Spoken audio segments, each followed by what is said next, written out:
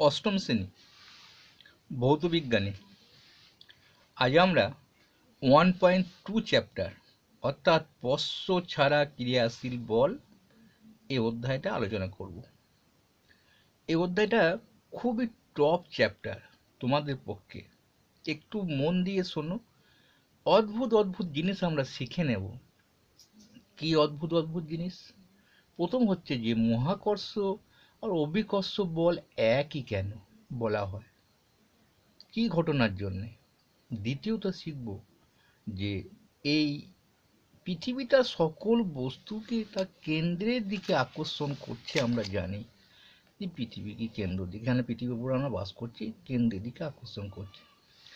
তা সবাই আমরা কেন্দ্রের মধ্যে হাজির হয়ে যাই না কেন টানের জন্য, অর্থাৎ এক জায়গায় জড়ো হয়ে যায় না কেন? বা এটাও আমরা জানব যে দুটো বস্তু পরস্পরকে আকর্ষণ করছে। এই তোমার কাছে আশেপাশে যা বস্তু আছে বা যেখানে যেখানে বস্তুগুলো দেখো, সেই বস্তুগুলো কেন পরস্পরের মধ্যে ঠোকাঠুকি লেগে যায় না, সেই সুন্দর জিনিসটা আমরা আলোচনা করতে এসেছি। তাই খুব মন দিয়ে শুনতে হবে। নিউটনের ব্যাপার, নিউটন মানে জানো তো গাণিতিক একটা বিশালতম ব্যাপার। খুব ঠান্ডা মাথায় একটু শোনো। আমি যখন ছাত্রকে বোঝাচ্ছিলাম, ছাত্ররা তিনবার হাই তুলে ঘুমিয়ে গেল, চোখ লাল হয়ে গেল। তাই তোমাদের সেরকম যেন না হয়, একটু মন দিয়ে শোনো। চলো, আমি ডেসক্রিপশনে লিঙ্ক দিয়ে দেবো, প্রশ্নগুলো পরে পেয়ে যাবে, এই ভিডিও নিচেই পেয়ে যাবে। এখন দেখো, বলছে এই পৃথিবীর সব বস্তু কি অভিকর্ষ বল দিয়ে টানে।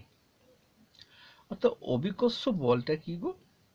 না, মহাকর্ষ বল অভিকর্ষ বল একই। কারণ দেখো, এইখানে বলেছে, দেখো এই বিশ্বে যে কোনো দুটি বস্তু কণা তাদের সংযোগ সহলেখা বরাবর টানে। একটা জিনিস দেখলাম, পৃথিবী তার কেন্দ্রের দিকে টানে। গাছ থেকে আপেল পড়া, আকাশ থেকে বৃষ্টি পড়া, এগুলো পৃথিবী তার কেন্দ্রের দিকে টানে। আবার কি দেখলাম, সেটা হচ্ছে কিন্তু অভিকর্ষ। অভিকর্ষ বলের প্রভাবই পৃথিবীর দিকে গাছের পাতাটাও পড়ে পৃথিবীর উপরে, আবার বৃষ্টি জলের ফোঁটাটাও পড়ে। স্যার অভিকর্ষ বুঝলাম। মহাকর্ষ হচ্ছে পৃথিবীর ওপরে যে বস্তুগুলো, যে বললাম না ঠোকাঠুকি লেগে যাচ্ছি না কেন, তুমি আমি সবাই যেন সবাই সবাইকে একটা সরলরেখা বরাবর টানছে, সেটাই কিন্তু অভিকর্ষ। অদৃশ্য বল, সেজন্যই বলছি স্পর্শ ছাড়া ক্রিয়াশীল বল অধ্যায়টার নাম। তাহলে আমরা অভিকর্ষ বা মহাকর্ষ সবই কিন্তু স্পর্শ ছাড়া ক্রিয়াশীল বল, এইগুলো কিন্তু একই কথা, কিন্তু একটু আলাদা। একটা বল পৃথিবীর উপর সকল বস্তুকে পরস্পরের দিকে টানাটানি করে, আর একটা বল পৃথিবী কেন্দ্রের দিকে, পৃথিবী তার কেন্দ্রের দিকে সবাইকে টানে। চলো আমরা একটা যাব কি শিখতে, এফ সমান G in m1 m2 by D square. এইখানটাতে আমাদের শিখতে হবে যে এফ সমান, এইটা আমাদের ভুলে যাব, মানে কি বলেছে, এটা অভিকর্ষ বলের মান কত হবে এইটা দিয়ে বার করা যায়। অর্থাৎ একটা বস্তুকে পৃথিবী তার কত বল দ্বারা টানছে, বা দুটো বস্তু পরস্পরকে কত বল দ্বারা টানছে, জানতে ইচ্ছা করে না? আমার কাছে যে বইটা আছে বা ওইখানে যে বস্তুটা আছে, সেই বস্তুটা আমাদের দূরত্বের মধ্যে কতটা টানছে, কতটা অভিকর্ষ বল দ্বারা টানছে বা মহাকর্ষ বল দ্বারা টানছে, সেটা একটা সূত্র আছে, আমরা একটু সেরকম যাব। m1 m2 হচ্ছে দুটো বস্তু, বিন্দু বস্তু। ধরো এইখানে m1 একটা বস্তু আছে, ডাস্টার হোক, টেবিল হোক, পেন হোক, এখানে একটা আছে, বা এখানে চাঁদ আছে, এখানে পৃথিবী আছে। এখন আমাদের ব্যাপারটা হচ্ছে যে এই দুটো বস্তু মধ্যে যে দূরত্ব, সেটাকে বলবো আমরা ডি, অর্থাৎ ডিস্টেন্স। তো ডি স্কোয়ার হবে, এটা m1, এটা m2, দুটো বস্তু। তাহলে এইটার দূরত্বটা হচ্ছে ডি, সেই জন্য আমি ডি স্কোয়ার দিলাম। এবার দেখো কি বলেছিল গো, m1 গণিত m2, নিচে আছে দূরত্ব হয়তো ডি স্কোয়ার, এটাই সমান কিন্তু এফ মানে ফোর্স, শক্তি। জিটাকে আমি এখানে লিখলাম না, এইখানটা লিখে দিচ্ছি, একই জিনিস।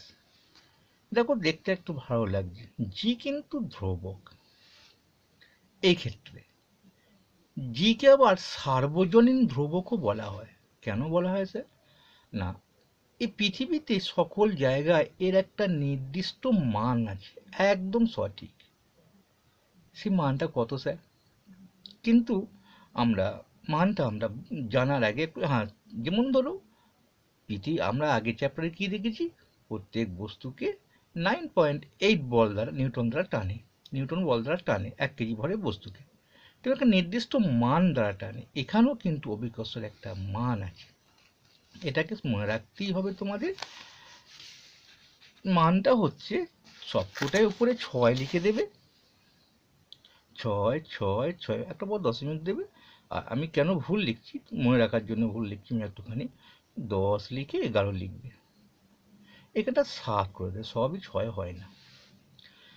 এইটা হচ্ছে কিন্তু মান। স্যার এটা কি এত নিউটন, না এত কেজি, না এত কি, এত তো কিছু বলতে হবে, এত ঘন্টা না মিনিট না নিউটন, সেটাই হচ্ছে একক। তো অভিকর্ষ মানে যে বলের যে একটা ধ্রুবক, তো স্যার জানলাম জি এখানে মানে ধ্রুবক।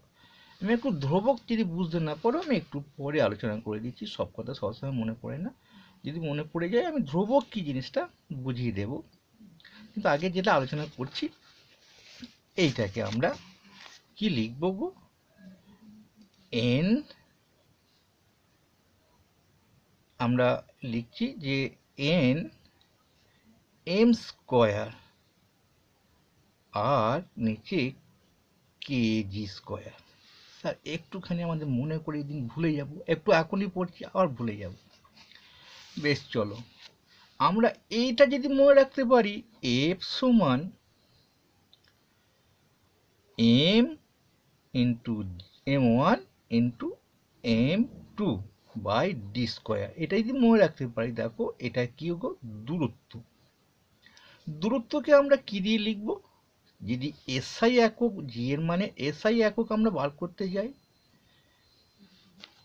মানে বলে যে এসআই একক, অর্থাৎ এসআই পদ্ধতি জি এর এককটা কি, একক তো আমি শিখতে চাইছি, ঘন্টা লিখবো না মিনিট লিখবো না কি লিখবো।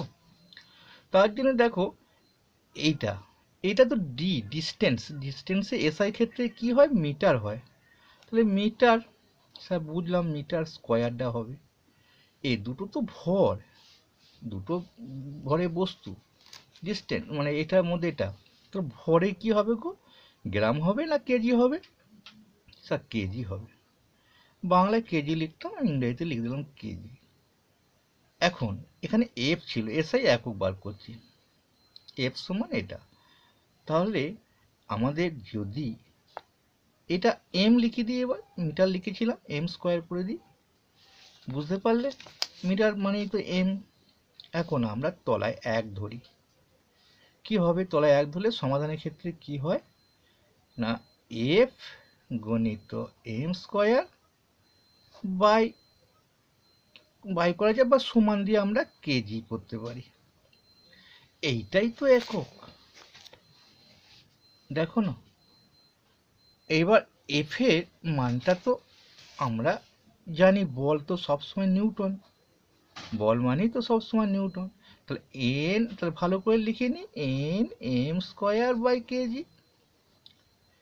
কেমন করে সূত্রটা মনে থাকবে, যে এইটা হচ্ছে একক, এর মানটা কত না 6.67 বাই 10⁻11, 10 11। যখন লিখব তখন এইটা এর মান বললাম, মানে এর অভিকর্ষ মান, তাহলে মান লিখলে ঘন্টা লিখবো না, তখন N M square by kg লিখে দেব। এটা কিন্তু সব সময় একটা অভিকর্ষজ এসআই জি এর মান, যেটা সার্বজনীন ধ্রুবকের মান।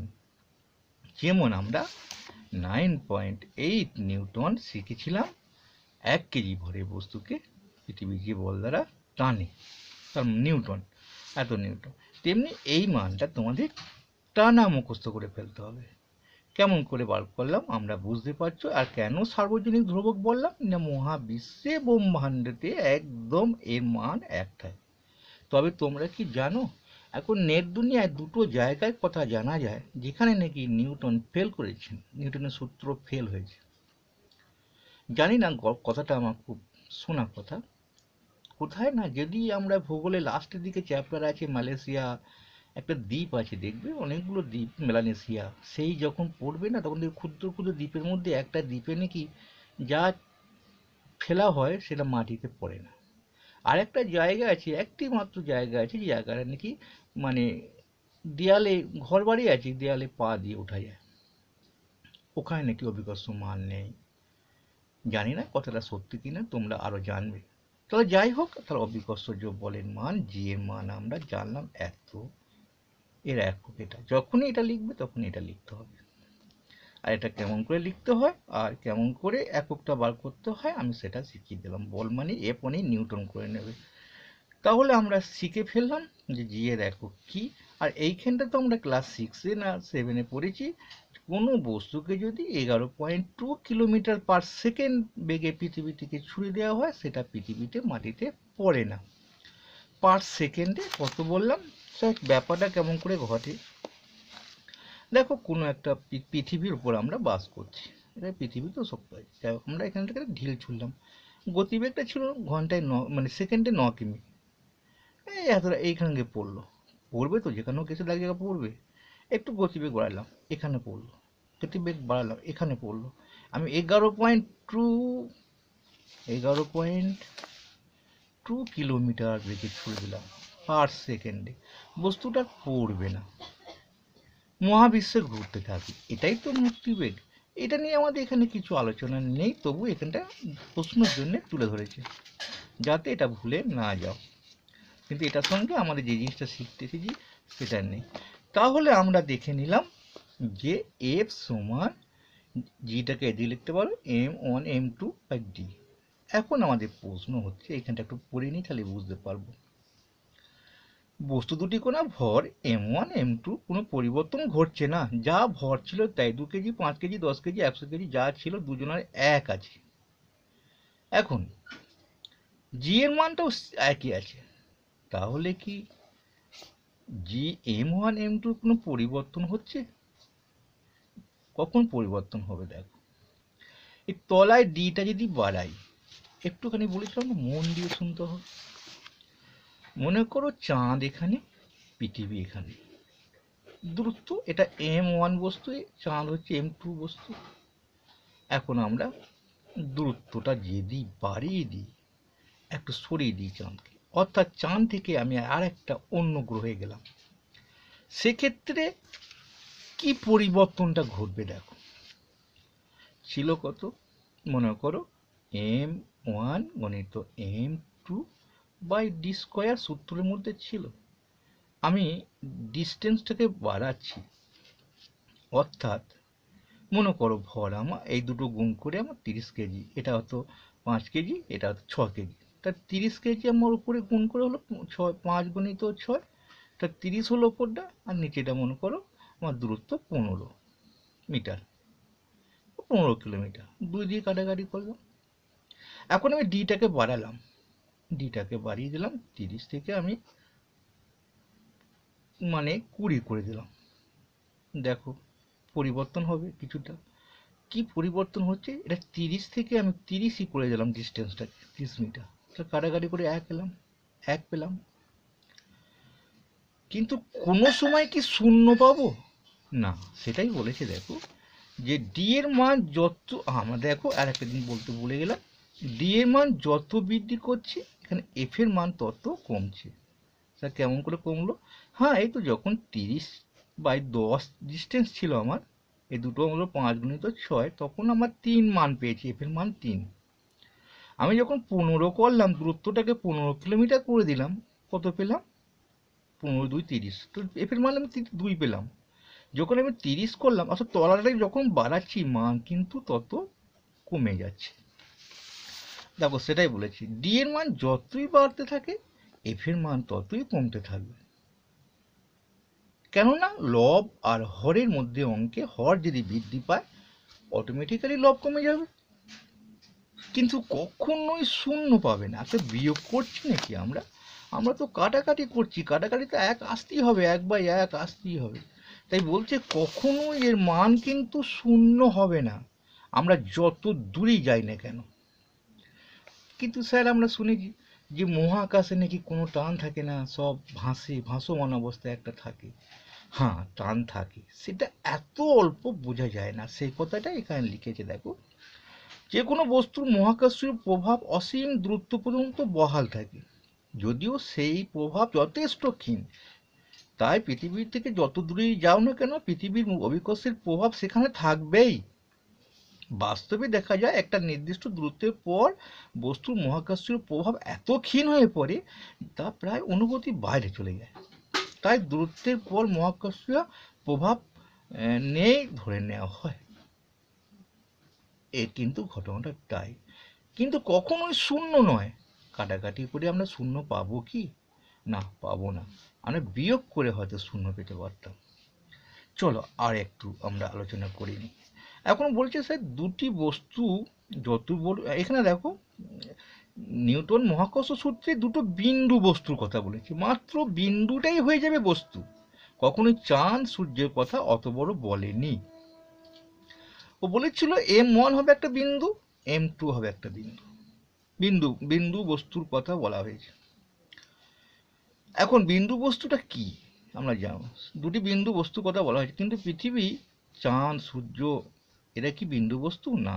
মহাকর্ষ সূত্রে কি হবে প্রয়োগ করব? হ্যাঁ, এই বিন্দু বস্তু কখন ধরা হবে জানো? বিন্দু বস্তু বলছে মনে করো চাঁদ থেকে পৃথিবীর দূরত্ব আমি মাপবো, এটা চাঁদ, এটা পৃথিবী। এর যে ব্যাস, ব্যাসার্ধ আমরা পড়েছি, ব্যাসের অর্ধেক ব্যাসার্ধ, ব্যাস আর এরও যে ব্যাস, এই ব্যাসটা বলছে দূরত্ব, বস্তু যত দূরত্বই হোক না কেন তাদের মধ্যে দূরত্ব যদি ব্যাসের তুলনায় অত্যন্ত, বস্তু দুটো যত বড়ই হোক না কেন তাদের যদি ব্যাসের তুলনায় অত্যন্ত দূরত্ব যদি অত্যন্ত বেশি হয়, অর্থাৎ তাদের যে বস্তুটা এত বড় কিন্তু তাদের ব্যাসের তুলনায় দূরত্বটাকে অত্যন্ত বেশি হতে হবে, তবেই তাকে বিন্দু বস্তু ধরা যাবে। তাহলে এটা হচ্ছে বিন্দু বস্তু ধরা হয়, সেই জন্য আমরা তারপরে, বুঝতে পেরেছ, তাদের ব্যাস মাপবো, ব্যাসটা যদি তাদের দূরত্বটাও মাপবো, যদি অত্যন্ত বেশি হয় তবেই হবে বিন্দু বস্তু। এক নম্বর। আর একটা আলোচনা আমি রাখবো। এখন বলছে গোলকাকৃতি বস্তু জ্যামিতিক ক্ষেত্রে কেন্দ্রবিন্দুতে বস্তুর ভর সবসময় জমা থাকে বলে মহাকর্ষ বল হিসেবে ধরা হয়। আমরা তো জানি সমস্ত গোল জিনিসেরই কেন্দ্র হচ্ছে একটা মিডিলে থাকে, তাই কেন্দ্রেতে সমস্ত বলটাই জমা থাকে যে কোনো গোলীয় বস্তু। যেমন পরমাণু দেখেছি কেন্দ্রে ভর বেশি, সমস্ত ভরটাই কিন্তু ওখানে জমা থাকে। তাই যখন আমরা ডি এর দূরত্বটা মাপবো, এই এখান থেকে যে এই ডিস্টেন্সটা যখন মাপবো তখন কিন্তু কেন্দ্র থেকে আমরা মাপবো, কখনোই উপর পৃষ্ঠ থেকে আমরা মাপবো না। তাই কেন্দ্র থেকে দূরত্বটাকে বলা হবে ডি, অর্থাৎ ডিস্টেন্স। বুঝে গেছো? এবার চলো আর একটুখানি শিখে নিই। বলছে সমান ভরের দুটি বস্তু কোণ আর একটিকে অপরিবর্তিত রেখে অপরটাকে আমি 3 গুণ করলাম। দি বলছে দেখো 3 গুণ করা হলে এবং দূরত্বটাকেও আমি 5 গুণ করে দিলাম, অর্থাৎ সমান ভরের বস্তু কি ঘটতে পারে, এখানে পৃথিবীর যা ভর এরকম একটা ভরের বস্তু, একই ভরের বস্তু এখানে ছিল, যে হঠাৎ কি করলাম না বস্তুটাকে আমি দূরত্ব 5 গুণ বাড়িয়ে দিলাম এখান থেকে এটা।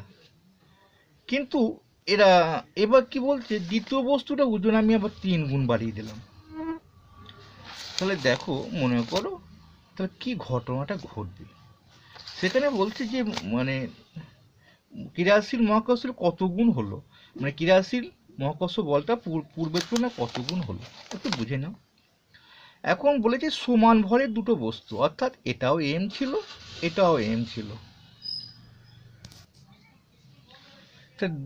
দুটো একই ভরের বস্তু হলো, দূরত্ব ছিল ডি।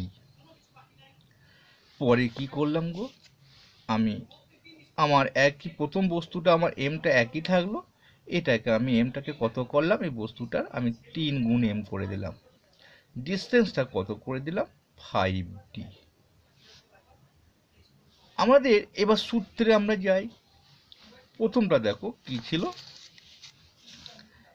এম, আমরা সেই সূত্রটা তো মেন সূত্রটা কি জানি, এখানটা পাশে লিখি এম 1 গণিত এম 2 বাই ডি স্কোয়ার।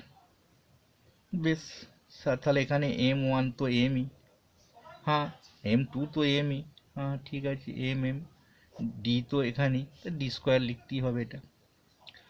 বেশ, এবার কি পেলাম, এটা জি ধ্রুবক ধরতেই হবে, ঠিক আছে।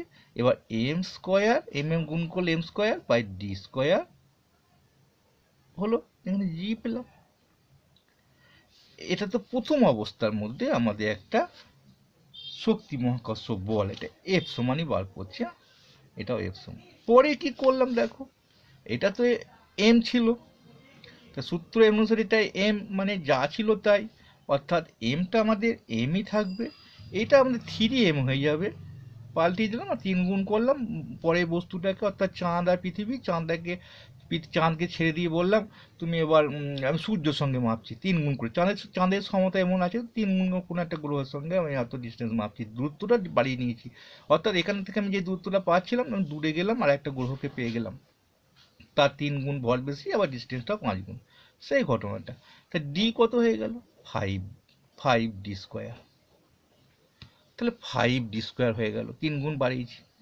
এখন আমরা সূত্রটা অঙ্কটা করে নিই, জিটা থাকবে ধ্রুবকটা, তাহলে কি হবে 3 আগে 3, 3m স্কোয়ার হবে, এটা কত হবে 25d স্কোয়ার।